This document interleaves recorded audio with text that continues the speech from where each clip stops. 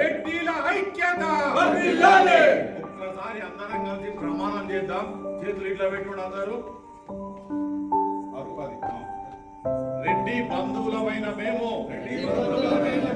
October 6వ తారీఖున శిల్పకళా వేదిక హైదరాబాద్ నందు జరిగే సమావేశానికి మేమంతా మా బంధుగణముతోటి మా మిత్ర బృందముతోటి అనువునున్నటువంటి రెడ్డిలందరినీ కూడా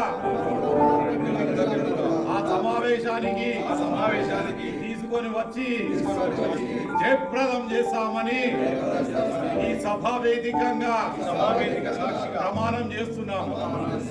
జై రెడ్డి.